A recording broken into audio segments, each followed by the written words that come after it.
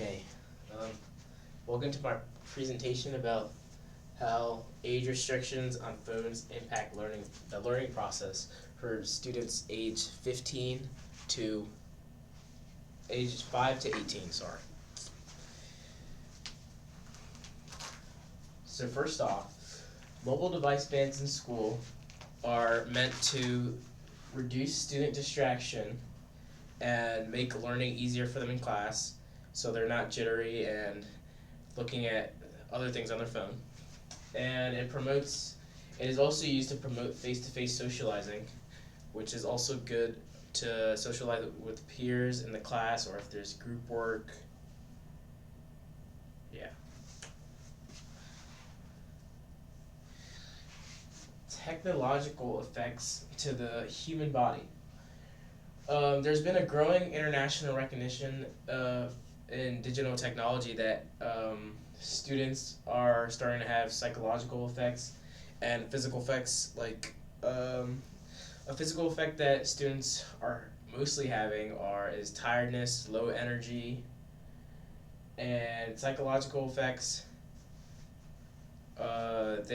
Some students are having mental health issues, and some students are trying to find their identities through social media, and they're comparing themselves to things that they see online that are most of the time not real.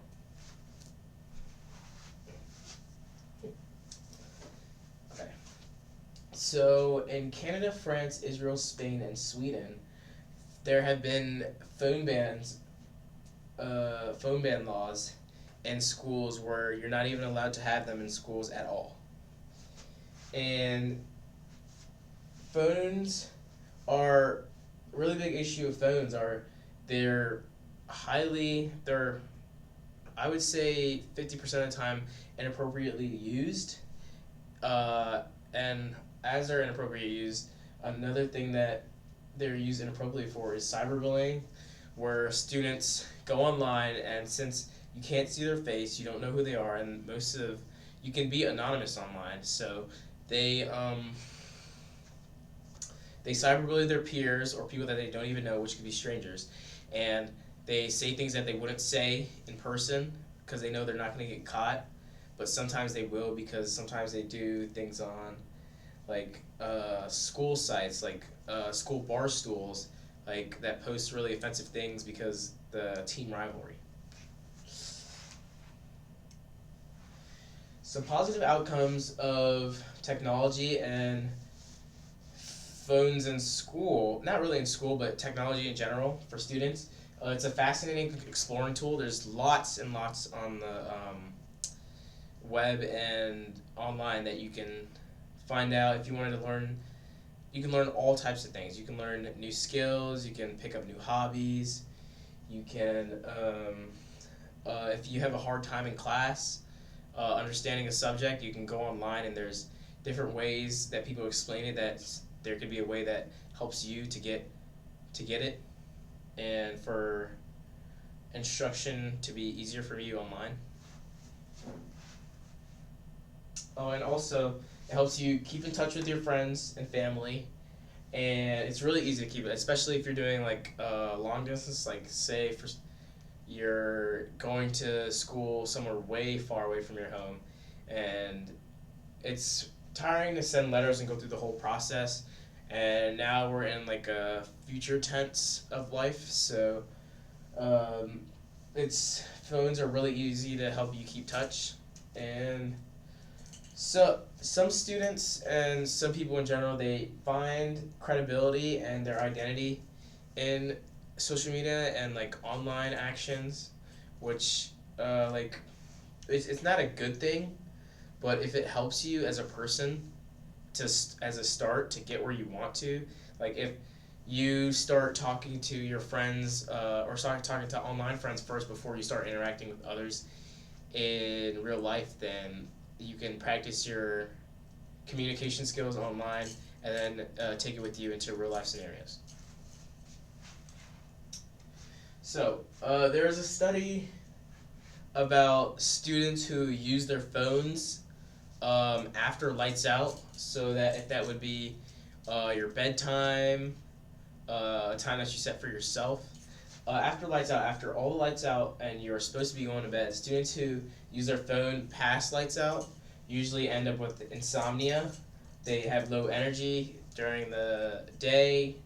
They usually end up with headaches. Their sleep quality decreases, and they end up with a lot of stress that can eventually take a toll in the environment of your classroom. If you're trying to learn, all these side effects are not going to help you learn better, and they're, if anything, well, they're going to make your learning worse.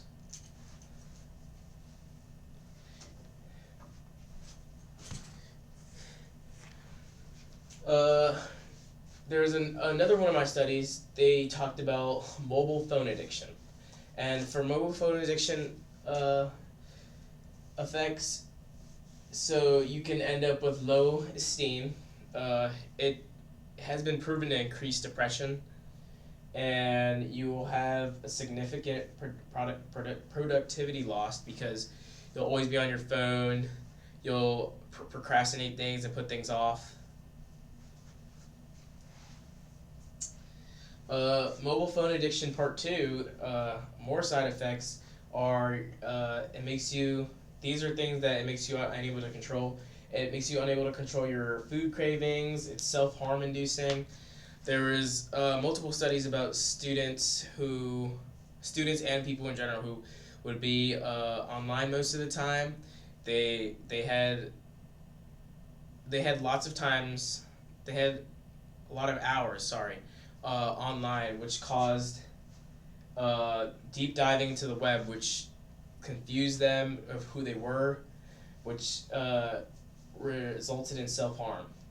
And it can cause feelings of anxiety.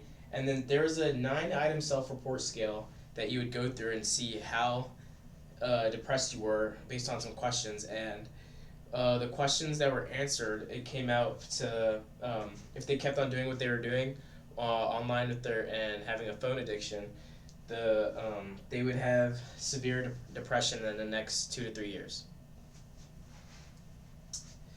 Another one of my sources, there was a questionnaire. There was 269 respondents. 95 of those respondents always bring their phones to class, whether it's to communicate with friends, family, or to do, sometimes students' laptops. There's always technical difficulties, and sometimes students bring their phones just in case, or just to have it with them. 92% received or sent a text once or twice in class. 30% of the respondents, do this every day. 97 of the students noticed other students texting, and half of the students responded talked about how easy it was to get away with texting in class because the instructor doesn't notice or the instructor's too busy trying to educate the class. So, middle school to high school. So there was correlation between the older you are, the more frequent social media use you have, and the older you are, the lower compliance you have in class to when a teacher is telling you to put your phone away, or they're giving you punishment for having your phone out. And middle to high schoolers also have a lot of problematic phone use. There was the correlation wasn't put together, but in the linear mixed models, the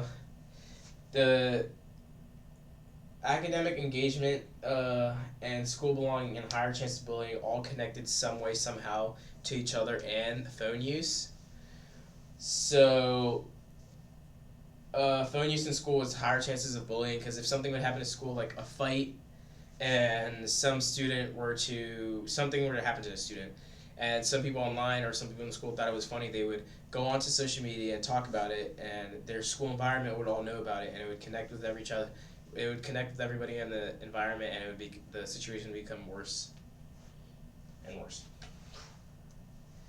Lastly, phones also come with gaming-related problems that also leak into class, and having a phone it's really, really easy to be distracted, even if you're not it's not your intent to be on your phone. If you get a text from a parent or a friend that's really important, you're going to attend to it. You're not gonna like put it off because it's an emergency.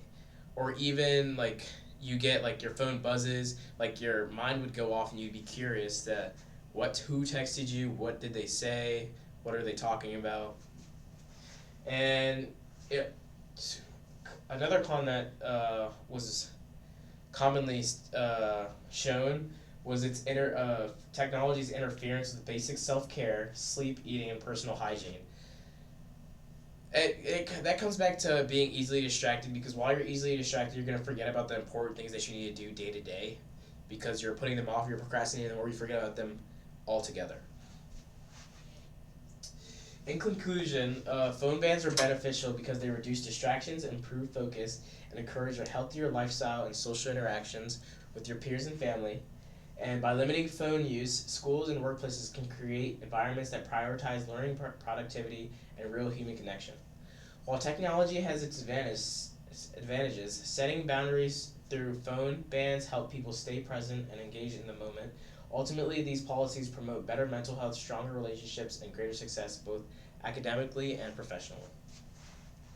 And these are my references. That's all. Boop.